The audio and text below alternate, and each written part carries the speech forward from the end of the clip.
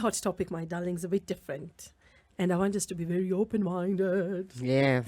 And we have our open heart. Yes. Today we have a guest, but the guest will be joining us in about 15 minutes or before the half hour. She's caught up in traffic, and we will start with her. Our guest today, okay, I'll name her, then I'll also introduce her later, is Doreen Moraa Moracha. This is a HIV activist and a founder of something called A Beautiful Story. Today we want to have a conversation with her, demystifying the HIV stigma. Yes. Now, HIV came to be known or came to the public eye so much for me Yes. in the 80s. Yes. I remember there used to be a lot of billboards about it. Then we had a president called Daniel Toritich. He's the late, Daniel Toritich Arap Moi. Yeah. And there are very many sensitization programs. Yes. Pardon me for that. Yes. Not only did I see billboards, I saw caravans. There were a lot of caravans. They put it in estates. There were pamphlets. There were documentaries. Things were being played in media houses so that people can understand. And the reason why today this topic is very passionate and we're bringing it to the fore is we realize that in our society, many of us tend to stigmatize people who have HIV. Yes. We stigmatize people living with this particular disease. Yes. We tend to, and the first time I've had people actually openly embracing these people is, let me say, in about 6 to 7 years. That's when I've seen like the narrative changing. Yes. Yes. Many years ago, people never even wanted to share this space Yes. with people who had contracted HIV. And sometimes when you had someone had contracted HIV, the first thing people would think that this person was stray, was promiscuous. And even if they were, that is none of your business. Exactly. But I feel we need to have a conversation today, and better yet, we'll have a conversation with Doreen, who is the ambassador and an activist, and this is her passion and her thing, and I hope she'll be joining us. But before she joins us, I just want us to have that conversation between ourselves.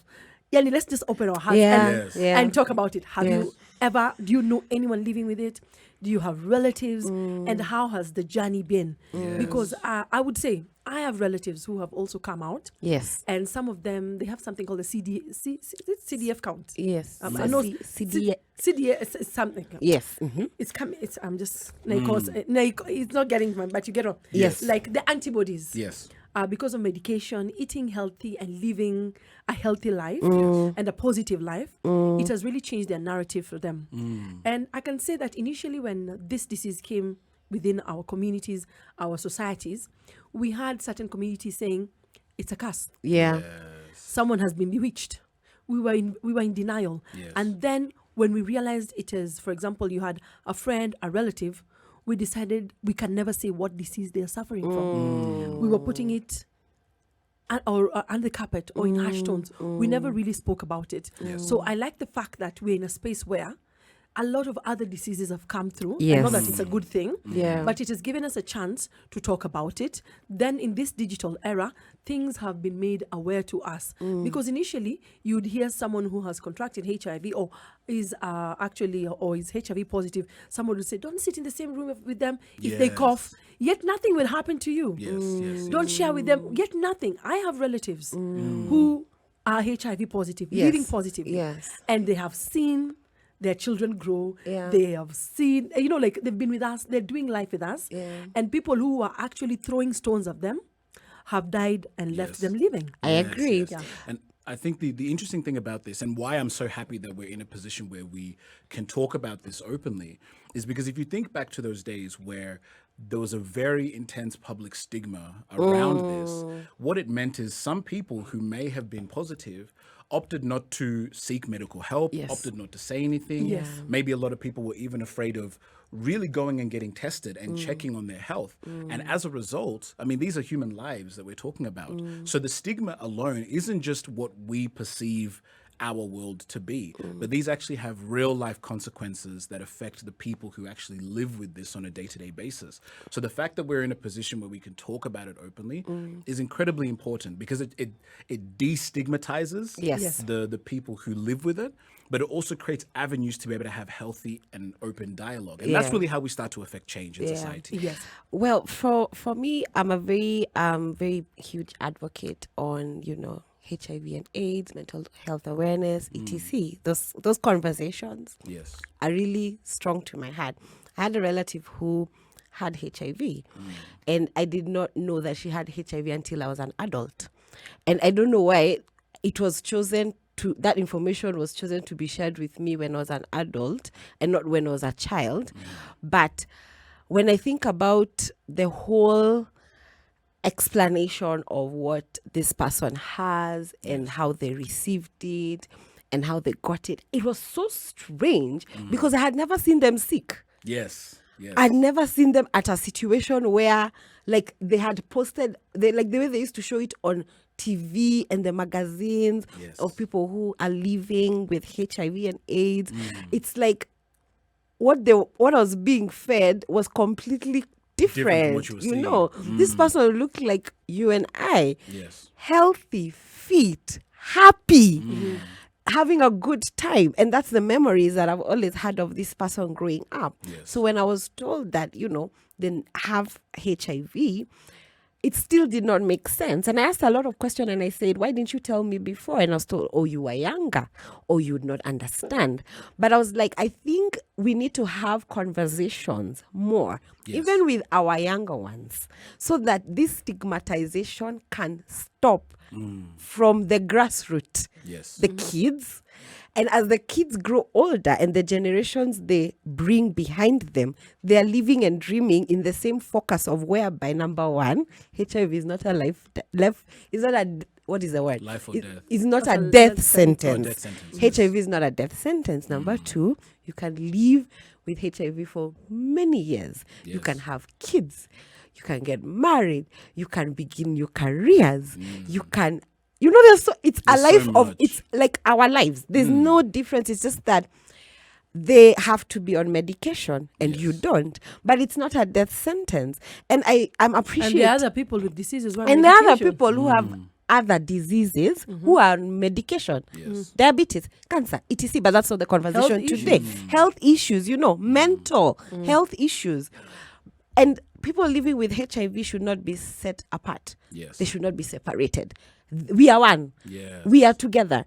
And I really thank this conversation for happening with adults, because as adults, the dynamics are different. We need to do better.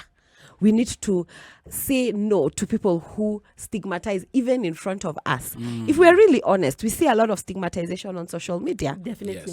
We see a lot of stigmatization in workplaces, in matatus, in small places in where homes. in our homes, our families, we've experienced people who have failed to be employed because of their HIV status. I did a poll about 2 years ago and I said, what would happen if you found out your nanny or cleaning lady did not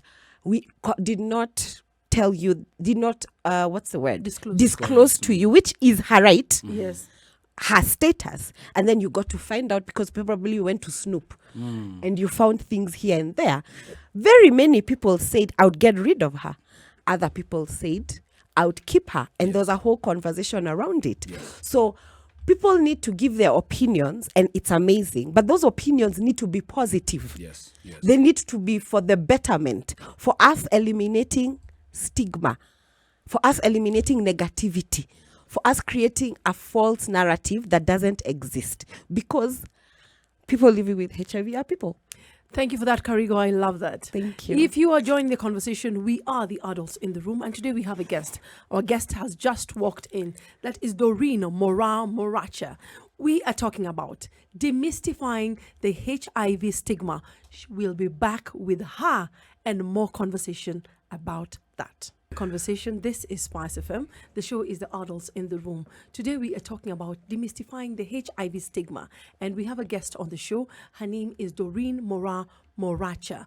And before we even introduce this particular guest, did you know that it's been 40 years since internationally HIV was declared a pandemic. Wow. Oh, wow. 40 And it's years. 40 years. Wow. And in Kenya, it is 37 years. Wow. Since it was declared a pandemic. Right. And we still have a lot of stigma. Yes, it's improving, but we still have a lot of stigma on it. Yes. We still have not found a cure for it. And there are many other things that are around it. And 40 years later, we are still having this conversation. Yeah. So it means there's a problem, and we need to try as much as possible to just break that particular ice. I agree. And to help us have this conversation is a lady that, according to my Googling, I feel she's a very, for her age, I would say this.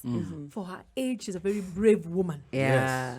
A brave woman. And I congratulate you for being that brave. Thank because even when I think I have bravery, I'm like, when I was going through some of the clips and some of your interviews, I was like, wow. Yes. Karibu sana Doreen. And Asante who is sana. Doreen Moraa? Doreen Moraa is just a young Kenyan woman who is living with HIV since she was born in 1992. She's also the founder of I Am a Beautiful Story. She is a young leader for the International AIDS Society, and she's also a member of the Generation Equality for Youth Task Force. What is Generation Equality for Youth Task Force? The Generation Equality Youth Task Force is a task force formed by UN Women to bring awareness around gender equality and women empowerment. And I represent the HIV constituency on championing for matters of HIV in the Gender Equality Forum. Now, allow me just to take you back a bit.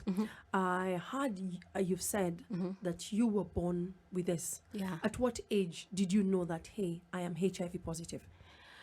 I was told when I was 13, but my parents knew about it when I was 8 years old. Right. So Yeah. prior to you being 8 years old, it was still something that was being discovered. It was actually not known. Right. My village people concluded it was their hands that was working in my life. All right. I know those things. Yes. Your villagers, some of your villagers thought someone was dancing around your name. Exactly. So before that, actually, I was just a sickly child, but nobody really knew what was happening. So when I turned 8, I had an infection called herpes zoster. And that infection is now what led to me being tested. So the doctors tested like almost everything. And then they told my parents, how about we just test for HIV, we confirm. Because herpes zoster is one of the opportunistic infections. Yes. So the doctors tested and they were like, yeah, she is HIV positive. So, you know, an 8-year-old who is HIV positive has a lot of questions, you know, like, Yes.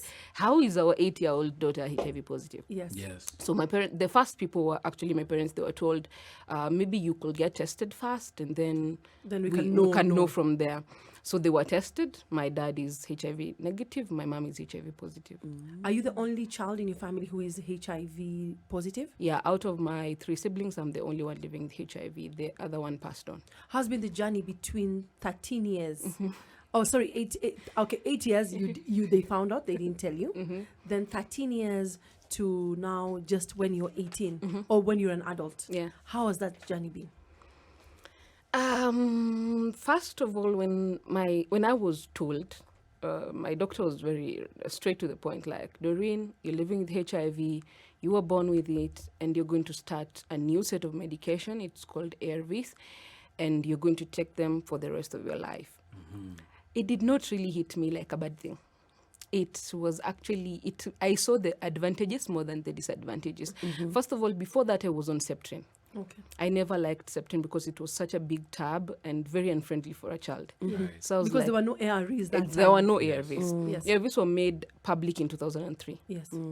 So I was like, okay, as long as I'm taking different medication, I'm fine. And then I get to travel every other day every month to the clinic. That is also a good thing. For stigma reasons, we could not go to the nearest clinic, so we will travel from my hometown in Kisii to Kericho for medication. And also, every time my mom took me to hospital, I would get treats. Yes. Chipo, kuku, soda. Of Which course. child doesn't like that? Yeah, as a Exactly. child. That's So, amazing. like, this was a turning point in my life. Yes. Every month you're assured. Every month. It is Yes. actually assured every month you are missing school legally. Yes. You are taking new medication. Then the medication for children that time was very colorful. There were many, but very colorful. So they used to entertain me. Unlike the Septrin that was just one pill, very boring, and I never liked it. And too big for you. And too big for me. So I was like, okay, fine. I am good with that. So I at that moment, I think I never really understood the complexities of living with HIV until now the following year. When I was going, because that time I was in class 8, so I was going to Form 1. And my mom refused to let me go to a boarding school. She told me, if you go to boarding school, who is going to give you a medication? Yeah. The food in boarding school, we all know how it is. Yes. So there is no way she was going to let me go and eat that food. So she told me just go to a day school. And I was like, okay, fine. So Form 1, I went to a day school. Very nice. I enjoyed my life. Same routine. It was marvelous.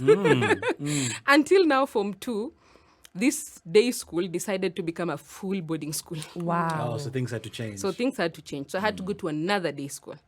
Still, the good things were happening. Yes. So now, at the end of the Form 2, it was now 2007, and the post-election violence happened. Our home is actually in the border. It's a border town. Okay. And so with all the violence, we had to relocate. So we relocated to Machakos. And that is now when the real challenges began. Now, I could not go to hospital every month. Yes. I had to go to hospital only during my holidays. The school that we got was a boarding school. These schools were a little bit far. So, and the school had a rule that if you have any health condition, you have to tell the matron and give them your medication for them to give you. So every 9 p.m. maybe you go and tell them, Mati, I want my medication. So you see, one of the other things the doctor told me when I was disclosed to was never tell anyone you're living with HIV. Yes, actually that has been the rule. That was the rule. Yeah. So now how am I supposed to tell this matron I am living with HIV? Yes. I have this medication and you have to take, and I have to take them. It was not... It was a challenge. It was a challenge. Yeah. So now we had to find a way. Every opening, every midterm, my parents had to take me back to school. And imagine you are living on the other side of the road. So basically it is me coming. And even the other students were like, kwani wewe unapendwaje? Like, this love is too much. Yes. But they don't really understand that it's not really the overloving. It's more of them trying to find a way of getting the medication to me in school. If you're joining the conversation, we're talking about demystifying the HIV stigma. Our guest is Doreen Moraa Moracha. We will be back with more conversations on that. Make sure you tell a friend to tell a friend, because this is a conversation you cannot afford to miss. Conversation is about demystifying the HIV stigma. And our guest today is Doreen Moraa Moracha. If you did not know, today, or rather not today, this year marks 40 years of HIV being a pandemic internationally. And there are many challenges that people living with HIV are facing.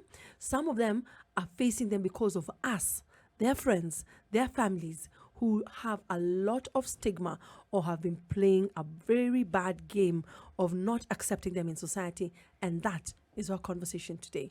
Doreen, before I get into you, before I give you another question, because I know Arnold has something he wants to ask you. Okay. You were talking about how the transition from high school into adulthood was. Please finish that for us. So when, we kept hiding the medication, and anybody who would ask, how shared spaces are in high school, I will tell them I had a heart condition. And everybody bought that. And some of them would ask me, so how do you feel the symptoms of a heart condition? And I would give them symptoms that I really don't think were for a heart condition. Yes. Man, I'm sorry for that. Yes. So, and then life just moved on, and high school went by just like that. And With your everybody, heart condition. with my heart condition, and everybody was sorry and used to help around. And it was nice. Yeah. I see. So moving from this stage of your life where you were, you've now discovered that you have this this situation, and you're now trying to keep it as secret as possible. Yeah. What helped you, or what encouraged you to come out and publicly talk about it? In 2012, I stopped taking my medication. Yeah. I became very sick. After I had gone to a place called Loliondo in Tanzania. You went there, sweetie? I went there. and is that why you stopped taking the medication? Yeah. Wow. I see. So it's more circumstantial. Yeah, because I saw something like that in one of her YouTube videos. I saw that you had stopped taking your medication. I didn't know why. So wow. Yeah, I had stopped because Babu told us we were healed. Wow. And we believed him. So my mom stopped taking her medication for 3 months. And then she went back. Me, I stopped for 2 years. Wow. And so at the end of the 2 years, definitely my viral load was up. My opportunistic infections had started kicking in. Yes. So then after that, I went to hospitals. Definitely the counseling, but you see, when the doctor tells you take your medication and you will be taking them for the rest of your life, the rest of your life is not 3 months. Yeah. It is a long time. Yes. Yeah. And they never really understand that at some point you will get tired of that medication. So I just stopped. So they brought me back, told me, no, it's time you actually just took your medication. So after that, I was, during just that time, I was doing my attachment at the Teacher Service Commission. So we used to go out I was at the wellness section. So we used to go out, test people. But when you tell people come and get tested, they don't want to. So everybody's like, no, I've not done anything wrong. I know I'm HIV negative. So we tell them, when was the last time you got tested? They're like, I've never really gotten tested, but I know I am HIV negative.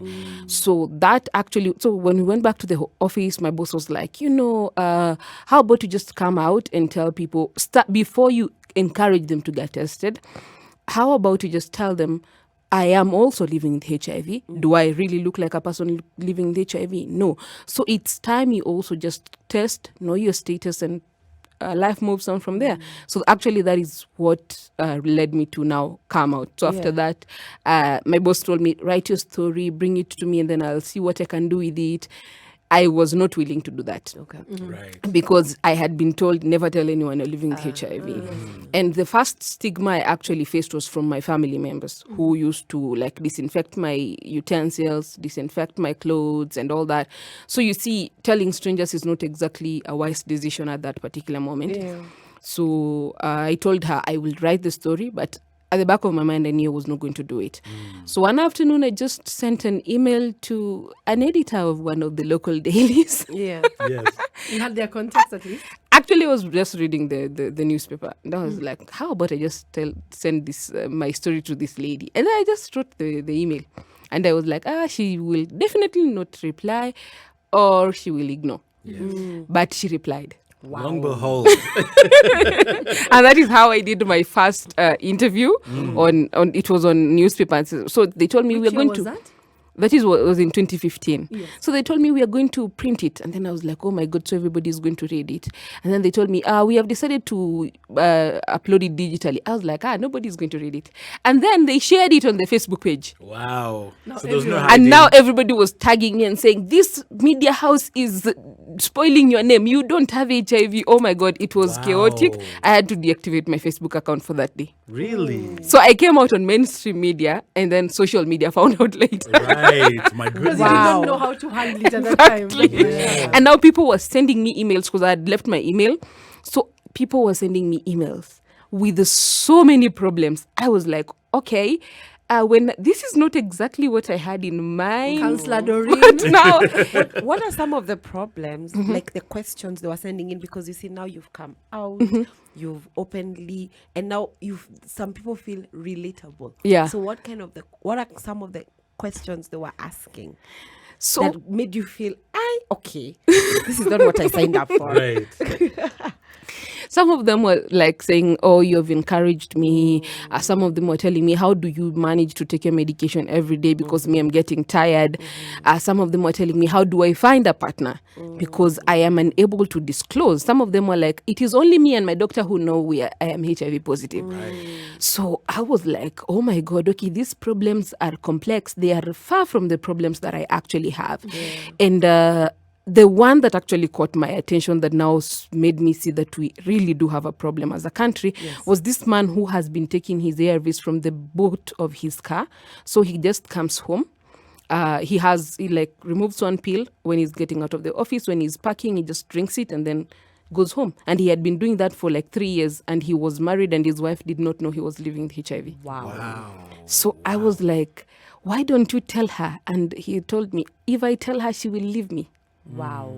So imagine you're living with a long life health condition, Yes. and you're doing it on your own. Yes. And you can't even open up to your partner because you do not know what they're going to think about. Yeah. I was like, this is a struggle. The ones who told me that they would leave theirs in the office desks were a little bit relatable. But this one really... It really took you off, huh? Yeah. Doreen, we're going to be back shortly because I want to hear more from you. If you're joining the conversation, we're talking about demystifying the HIV stigma. And today we have an HIV activist who is also a founder of A Beautiful Story, or I Am a Beautiful Story. Yeah. And trust me, she is definitely a beautiful story that I want you to sit back, just enjoy this music. Then we'll be back with Doreen Moraa Moracha. Woman who believes I'm going to survive. And if you're anywhere today and you're listening to this conversation and you're a HIV survivor, pardon me for that, you will survive and you will thrive. And you're not only going to be surviving, but you'll be thriving. Yes. Today's conversation is about demystifying the HIV stigma. And we have a guest on our show today who's a HIV activist and the founder of I Am a Beautiful Story. Her name is Doreen Moraa Moracha, and she's such a courageous woman, and she's gone through so much that you're like, wow. At some point, people thought she had a heart disease. I know. Yes. Then they realized later she doesn't have a heart disease, and they were tagging her on a post saying, people are spoiling her name. Rumor Not knowing mongers. that she's the one who started spoiling her own name. I'm telling you, she was the author. There's the author of this Yes. story that we are all telling, and she's such a beautiful story. And it's not only spoiling her name. Now, this has come to be a story of many people, and many people are encouraged by what she does, and that is why she's here with us today. Now, my darling Doreen, but they have this problem. I love calling people darlings, so don't get shocked. I know you've done, yes. I love calling people darlings, Nishida, but I feel I love and embrace everyone. It is well. Your family now. Yes, your family now. Yeah. So now, my darling Doreen, you had reached this place that you have come out. Yeah. You've come out, and now people are also reaching out to you. And this issue of stigma, you talked about an individual who was actually taking their medication in their boot because they did not want their partner to know that. Yeah. Now, I would ask you, have you had partners you've been afraid to talk to because you're a beautiful woman? And by the time you've reached, I'm sure you've dated. Yeah. Has it been a challenge for you to come out, or how's the journey been?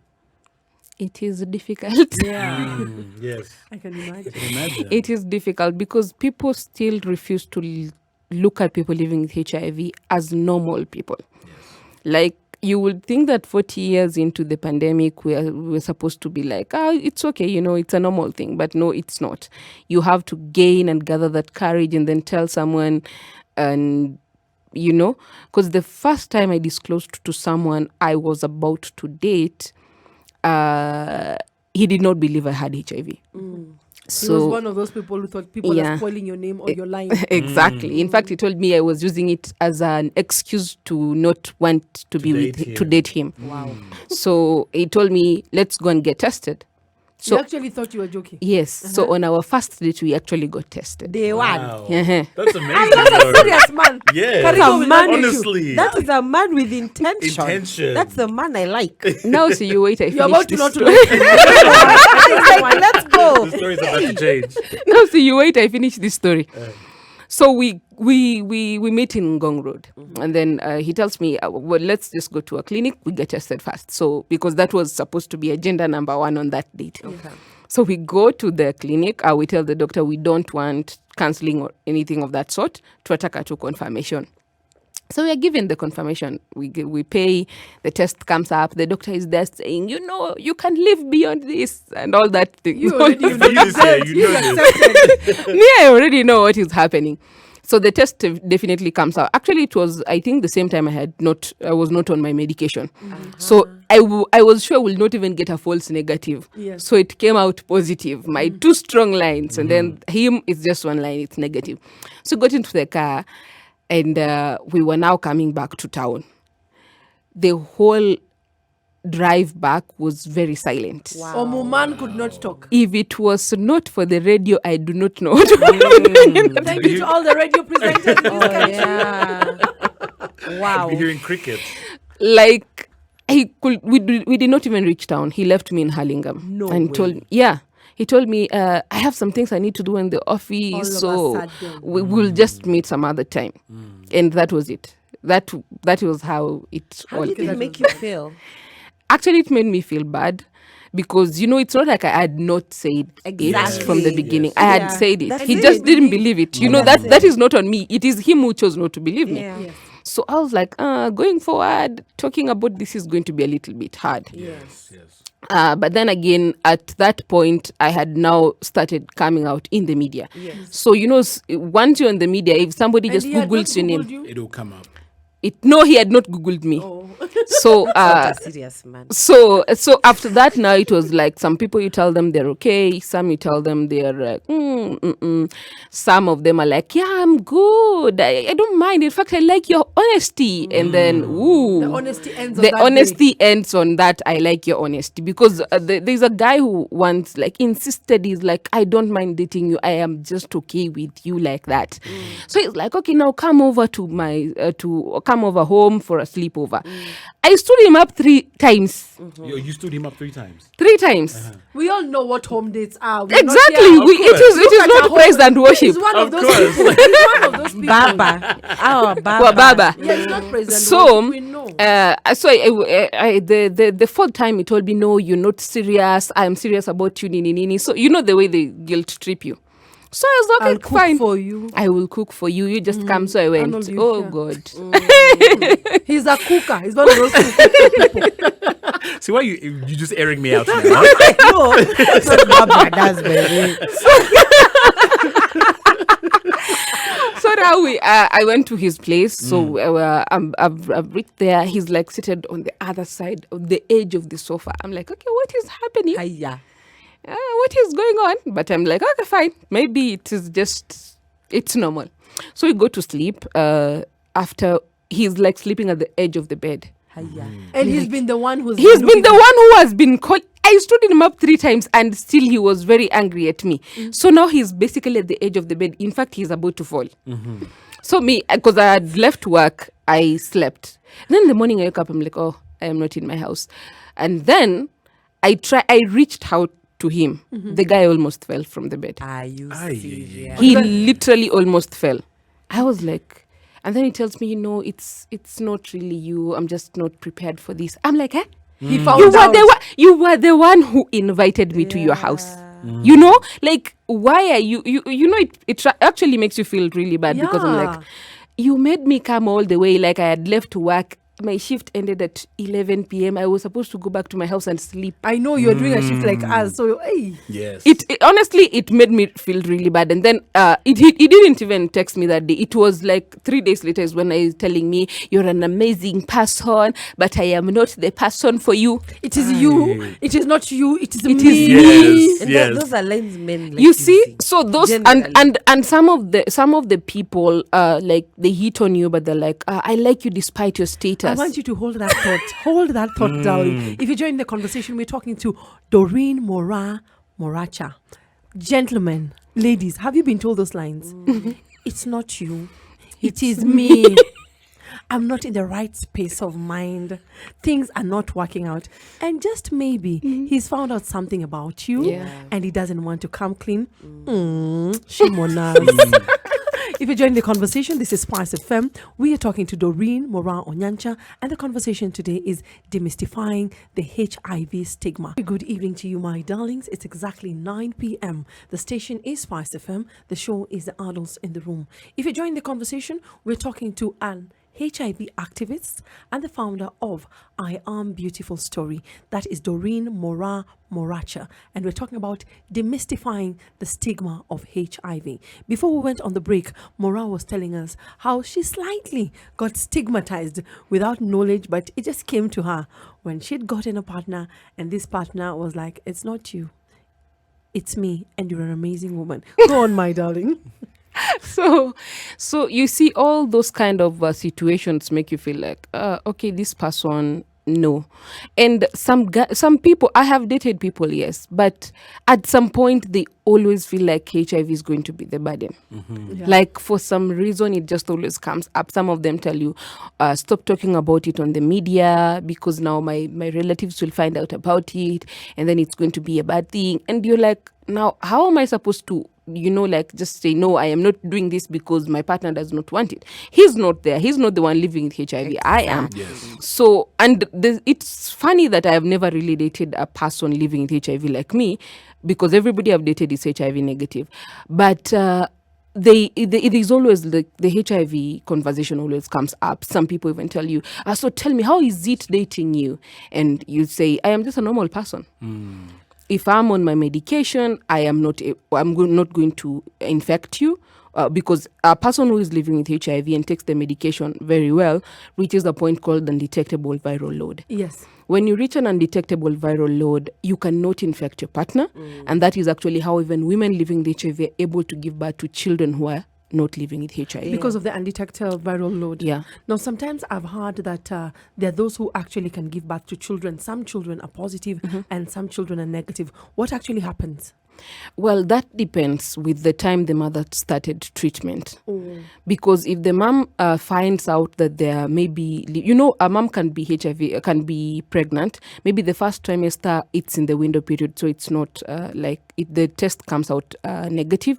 And then maybe in the second trimester now, it's after 6 months, the HIV antibodies are now active in the body. And mother-to-child infection happens during conception, during birth, and during breastfeeding. Yes. So it might happen during conception, maybe in the second trimester when nobody really knew that she had actually now, the HIV now had become active. Or maybe during conception. But most of the time during conception, it's usually a healthcare worker error. So they are usually advised to be very careful. That is why at some point, women living with HIV were told to give birth via CS, unlike the natural way, because so that they can really avoid any way of the child getting HIV during birth. Yeah, actually, I've had friends who've actually gone through that through CS because of so that their children do not contract it. Exactly. And then they put them on formula. Yeah. Immediately the child is born, they're put on prophylaxis. Yes. And they stay on prophylaxis for a whole 2 years. And for the first 6 months, it's exclusive breastfeeding. No water, nothing. Wow. Just breast milk. Because the minute you mix something else, you're putting that child at risk of getting HIV. As in you don't breastfeed? You breastfeed for 6 months exclusively. Really? No water, nothing No else. water, nothing else. Wow. So after that is when... Now, after the 6 months, now you can start on the small foods while the child is still on prophylaxis. The prophylaxis goes on for 2 years. After 2 years is when this child is declared HIV negative. Okay. Right. So even within those 2 years? Even within those 2 years, the child is still being tested, but still they're called HAIs, highly at-risk infants. And the question I want to ask about that is, after the 2 years, is there a possibility that a child could actually not turn negative? Yeah. So it's one of those 50-50 chances. That is why they're highly at-risk infants, because it's those 50-50 chances of the mother can do everything right and still the child comes out positive. Okay. Karigo had a question for her. So my question to you is this. Before I ask you my question, there's someone on Twitter who said, waiting to hear from the horse's mouth. And I'd love to know whether Doreen has a nuclear family of her own and how she's going about it. By the way, she's some really beautiful girl. Wa baba na waona sana. Watu wa Twitter na wajua. But I mean, do you want a nuclear family of your own when the time comes? Do you have a nuclear family of your own? Sorry, first and foremost, do you have a nuclear family? I do not have a nuclear family of my own. Yet. Yeah, I don't know whether I want to Do you want to have one? I am not sure. Okay. Yeah. Is it because of the stigma? That too does count, because, a family is not just you and your partner. It is beyond them. And now I am public. They are relatives. They are relatives. Because I remember one time I asked somebody I was almost dating, they were watching me with his mom on TV. And I joked and told him, have you told her this is your daughter-in-law? And that conversation kind of became cold. Wow. Very quickly, I imagine. So, you see, there's the aspect of the family members, because your in-laws are always there's play a that. role. Yeah. They might think you're coming to kill their son because for some reason the misinformation around HIV. Yes. Yeah, and there's so much misinformation. There's a lot. A lot. But what I would really want to ask, and maybe this might be very, very personal. So if you want to share, great. But I hope you do. How's the financial bit been since you began taking control? Now it's not your family, it's you as an adult towards developing and bettering your life. Meeting people socially, but financially, in terms of medicine, the care, the food, the specifications you need to ensure that you live a healthy life. Yeah. How has it been financially? Very straining. Yeah. Ever since, even growing up, even right now that I'm on my own, is still straining because you have to be to ensure that your diet is extremely healthy. And extremely healthy diets are very expensive. Yeah. Yes, they are. And the doctors are there telling you eat fruits and vegetables, and fruits and vegetables are not like, because even if it's just spending 20 shillings on a watermelon every day, in a week that is like 100 shillings. and that piece is not enough. And that piece is not enough. So that you're taking like on the lower side, you see. And actually when COVID came, it even opened up. Like I got to see that I think HIV is a disease for the rich. Like I kind of think so, because there are people who could not afford food. Yes. And then you look at it like, I am going to bed on an empty stomach with medication that I need to take, because HIV is not just about just taking your medication every day. The nutrition part, the mental health part, those ones are usually left behind. So like when we are telling maybe even the government, we need support. Yes.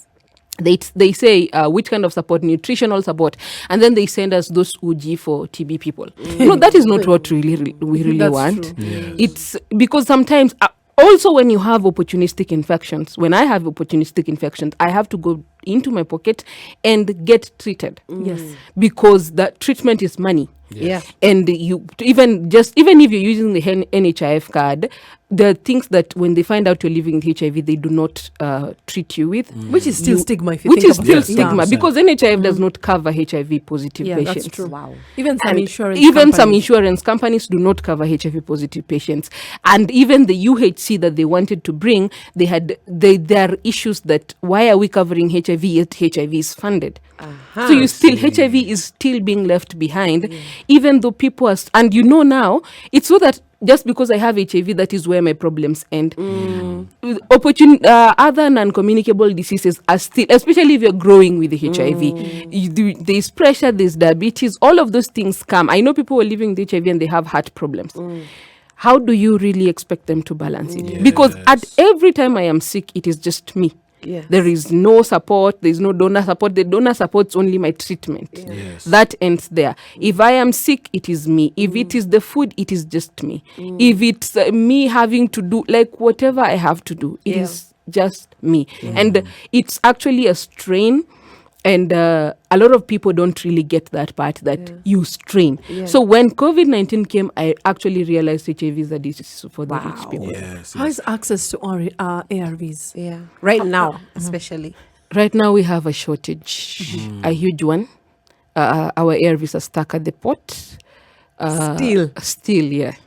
Wow. But USAID has refused to release How long has them. it been? Since February. Wow. It's a long time, guys. Me. It's a long time. And unfortunately, I wish our government could just domestic fund our ARVs, maybe start producing them locally like South Africa does. Yeah. Yes. But for some reason, we are very donor dependent. Yeah, we all know why. And one day when that donor becomes very mad and leaves, a lot of We'll be people stuck. will die. Yes. Because right now we have issues when it comes to viral load testing and treatment. Because now people have been like, for over 6 months, people don't know their viral load. So I'm just taking medication. Yes. And I don't know whether it's working or not.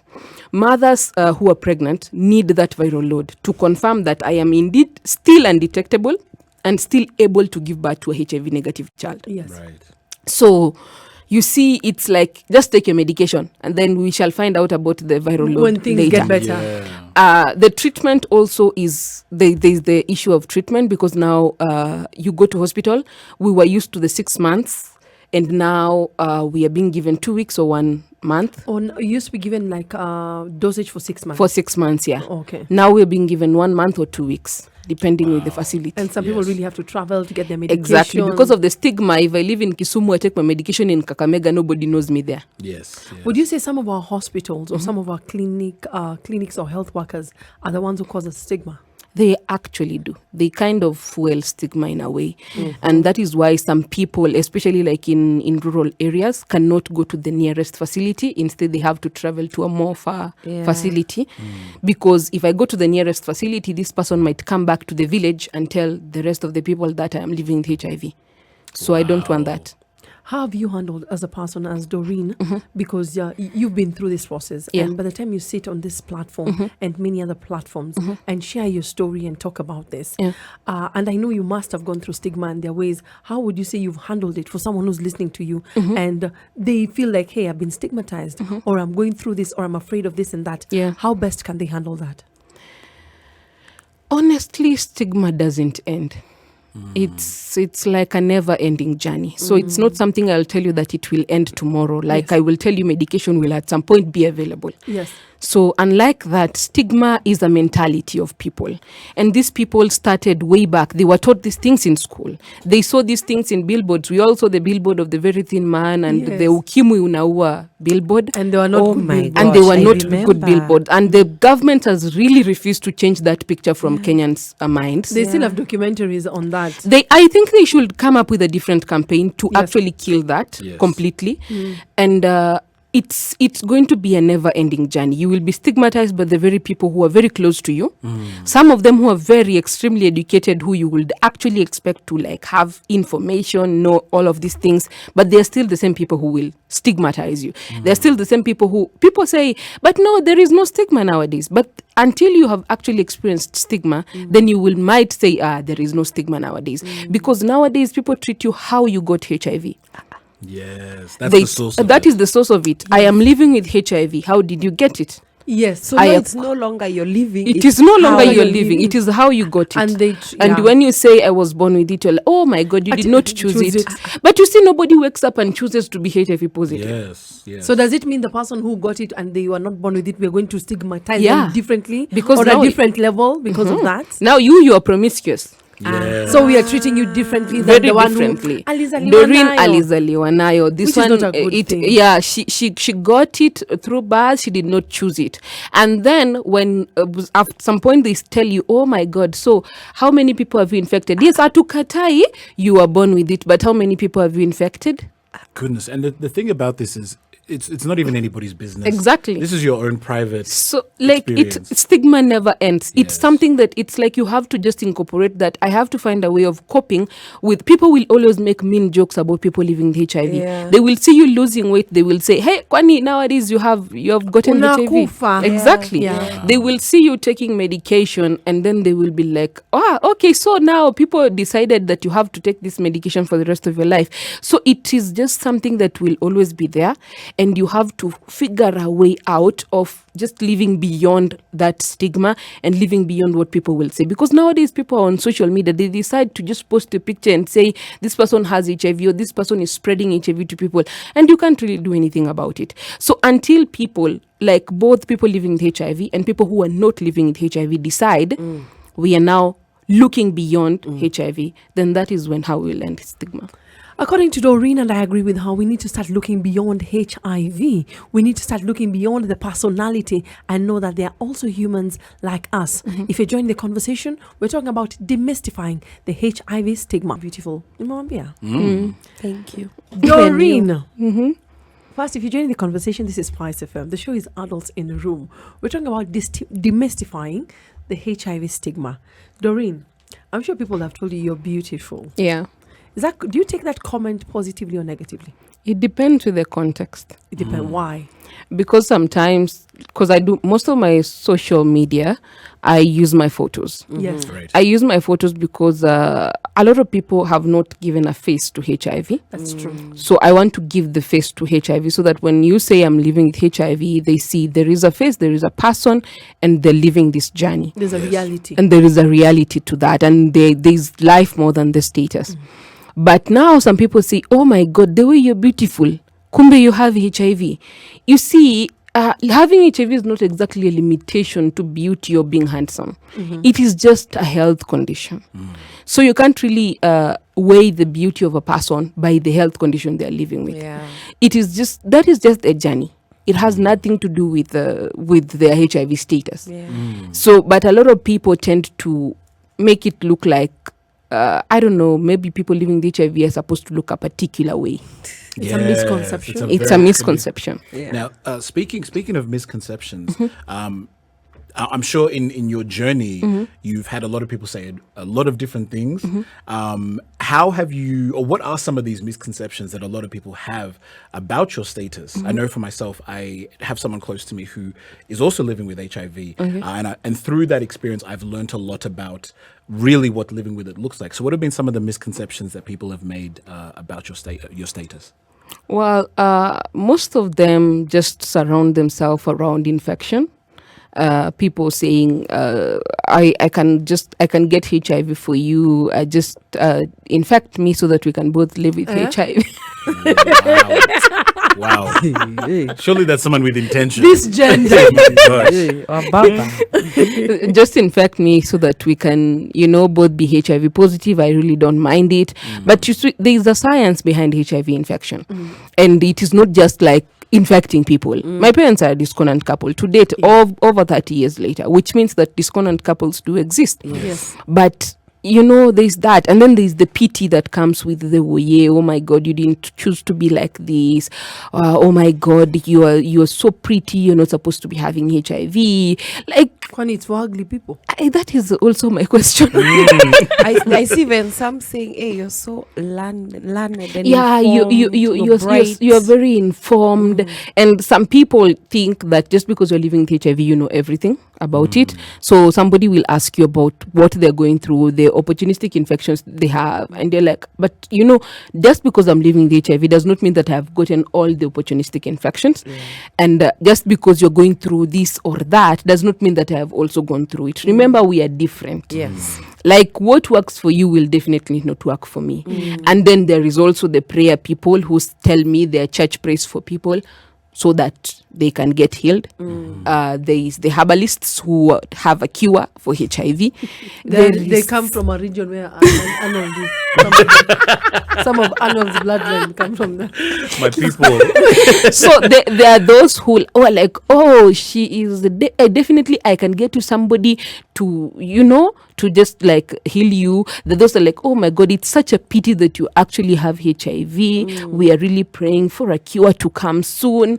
It is 40 years. Wow. 40 years later, you can honestly be just too oblivious to know that we need to learn to live with this disease. Yeah. Yes. Because I think one of the issues we have with HIV and why we have not ended HIV by now is because we have not learned to live with it. We still hope that at some point it's supposed to go away and then we will remain without it. But no, it's here. And the problem with the pandemics is they come.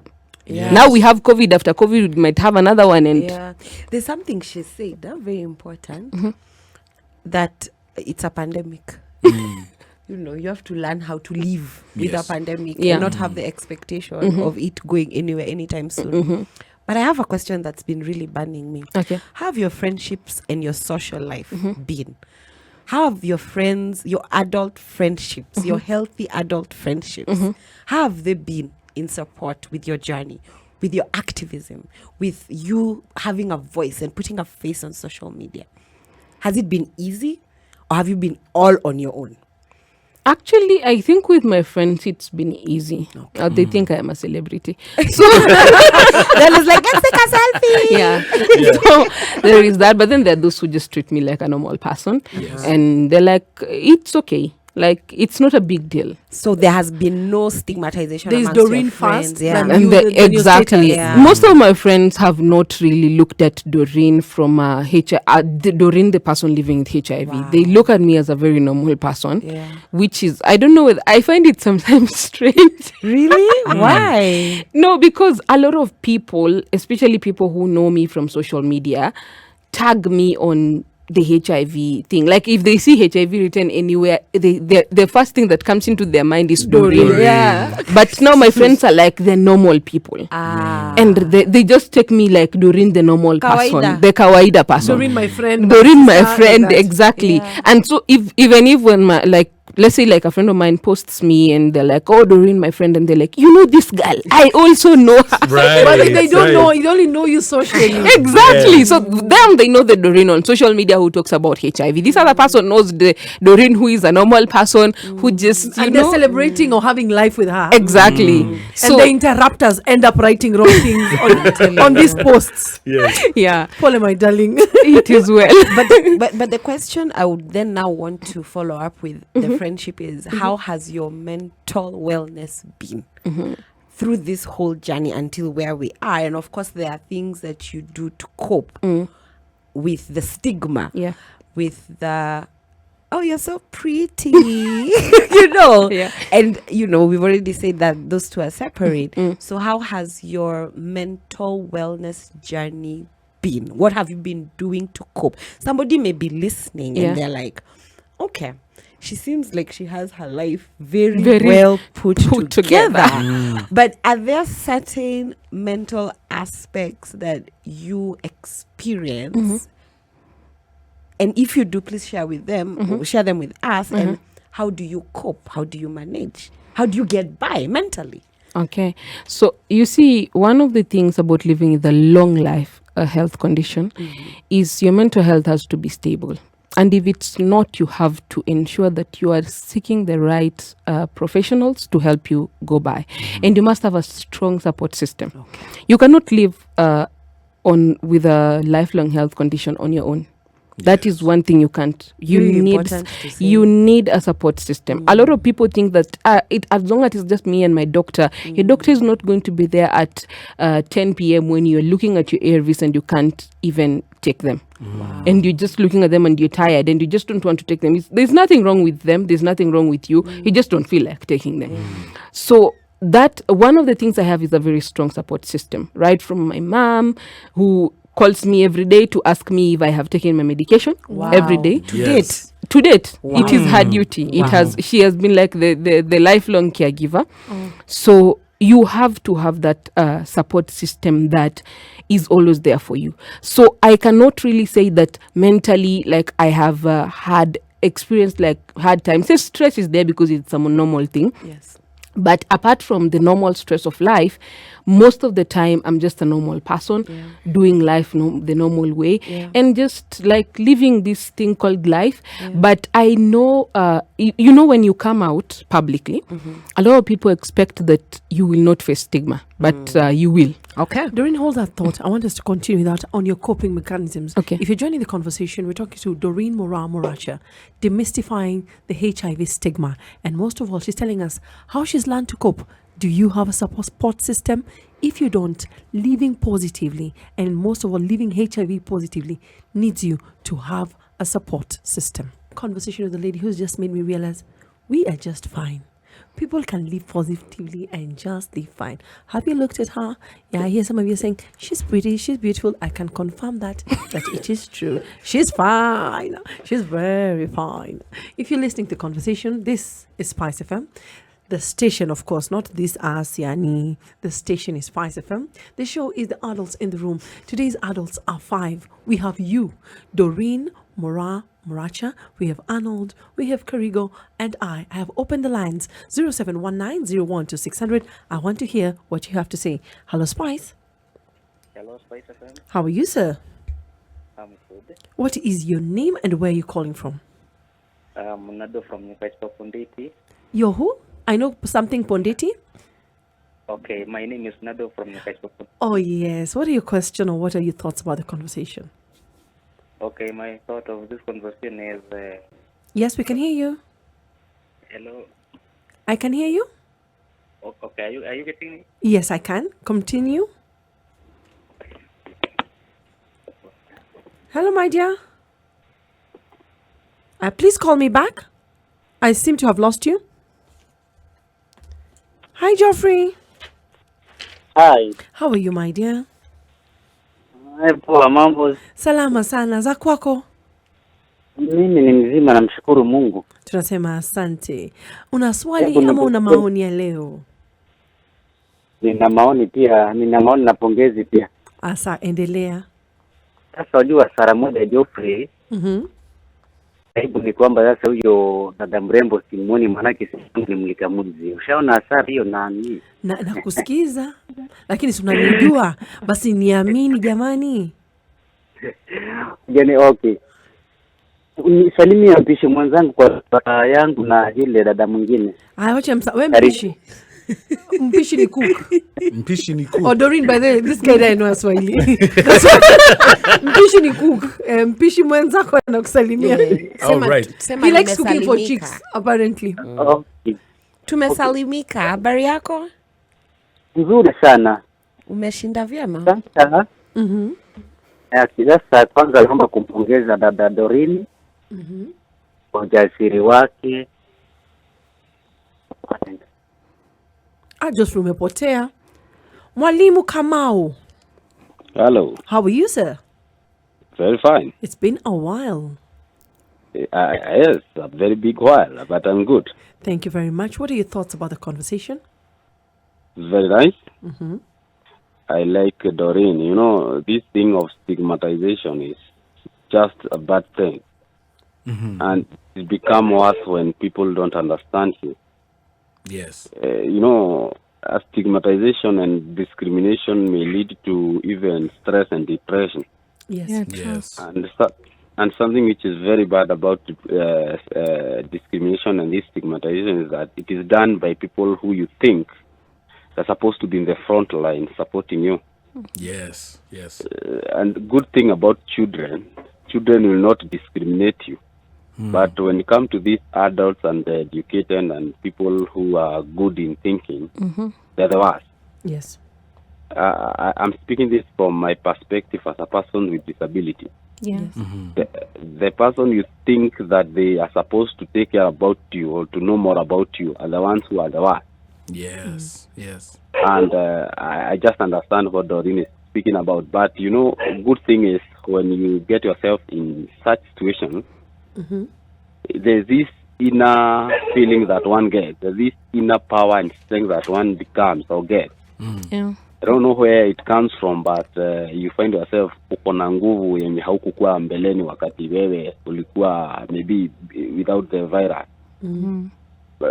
Even you become more bolder and better. And I think the country and people are supposed to support persons living with HIV, just like their brothers and sisters. Yes, they should. It's not a big deal. Yes. Thank you so much for your thoughts. Hello, Spice. Hello. How are you, Barbara? Fine, thank you. What is your name and where are you calling from? My name is Brian. I'm calling from Eldoret. Talk to me, my dear.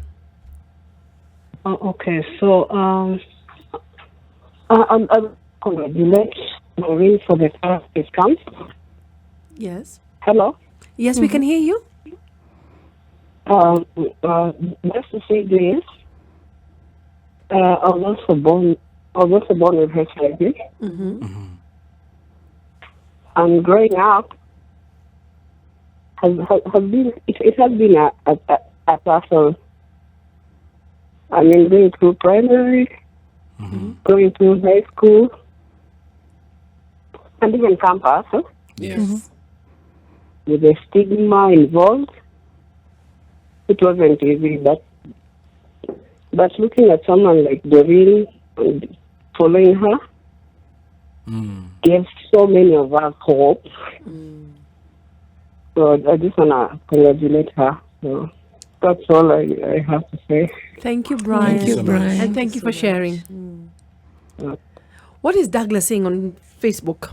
Douglas is saying, just getting you clear from South B Commercial. Your show is ever my learning source center. To me, I have not directly interacted with a positive status person, but others relate the situation to witchcraft and hide on that. Nobody on the ground advocates like our guest today.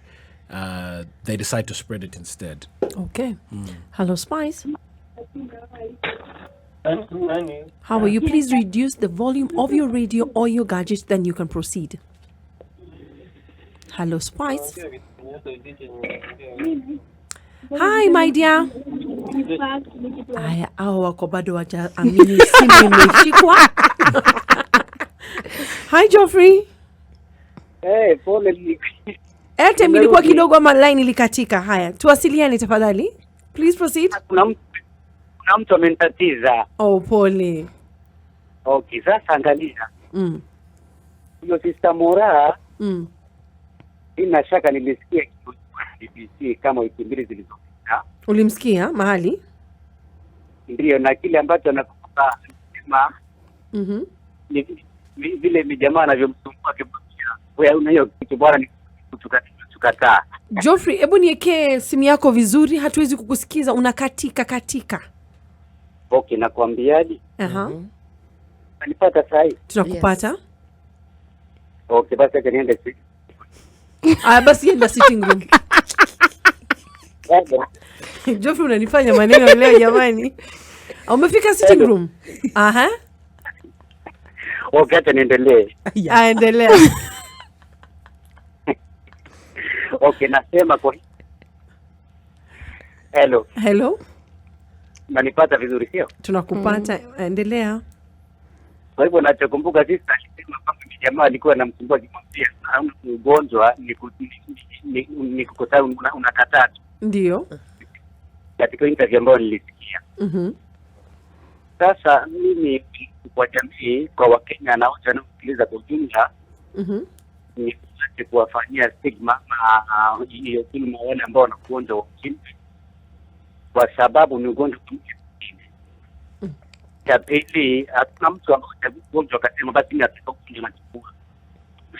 Ushaona? Watu wajifunze na wajichukulie ingekuwa kama ingekuwa ni mimi hapa nafanya hiyo stigma. Kweli. Pili, naomba kusikia hiyo organization yake ni ya kuwapa wale ambao na changamoto support sio? Ndio. Muulize, je, anaangalia pia wanaume wale ambao wako na uteseka ama ni kina peke yao? Tutamwambia atuambie kuhusu hiyo organization in the next link. Inaitwa I Am Beautiful. Sawa? Ndio. Asante. Hello, Spice. Hello, Barbara. How are you, sir? I'm fine, thank you. What is your name and where are you calling from? I'm Steve and I'm calling from Karatina. Talk to us, Steve. Yeah, nimeenjoy kusikiza hiyo ni conversation. Salimia Mora. Nimesalimika. Yeah. Alafu azini mwe tukua na yetu tunasikiza hata hapa hivi tuko kamba tulikuwa watu wanne. Lakini venye ametoka nje alikuwa anataka kuongea na wewe sana. Mwambie atapiga tena niongeleshe. Anaitwa nani nimtumie salamu? Anaitwa Robert. Robert, mwambie nimemsalimia from the Duchess of Economani. Yeah. Sawa. Alafu si usalimia huyo? Ninamsalimia, hata najua ni mgani. Nitamsalimia. Hata ana smile. Hello, my darling. Hello, mimi nimeenjoy sana. Yeah, actually it was my favorite, one of my best. You have listened to the conversation. Thank you so much. Can we count on you to be an advocate of people not demystifying the HIV stigma? Yeah, sure. Please do that for us in your campus. And thank you for plugging in. Keep it spice always and tell a friend to tell a friend. Sasa, my darling. Okay, thank you. If you join the conversation, this is Spice FM. The show is the Adults in the Room. Today's conversation, we were talking about demystifying the HIV stigma. And our guest was Doreen Moraa Moracha. When we come back, she'll be telling us about her being a founder and an activist, or something that is very close to her heart. And some of us have come to love and understand it of I am beautiful, or I am a beautiful story. I just had someone, but you know what I'm talking about. Does it have to be a cheating wife? It's an Serious. example. Wives don't cheat. It can be a cheating. Yeah. Wives don't cheat. They have options. I love that, Doreen. You're my WCW today. Number 2. WCW number 2. I love that. Hey. We have real sober conversations. Yeah. So they were real, I'm going to be sober. Yes. Both sexes treat. According to the notions. Sana sana wa baba. If you're joining the conversation, we are the adults in the room, and today's conversation was demystifying the HIV stigma, and we had a lady who is called Doreen Moraa Moracha. She's an HIV activist and the founder of I Am a Beautiful Story. Doreen, what is I Am a Beautiful Story?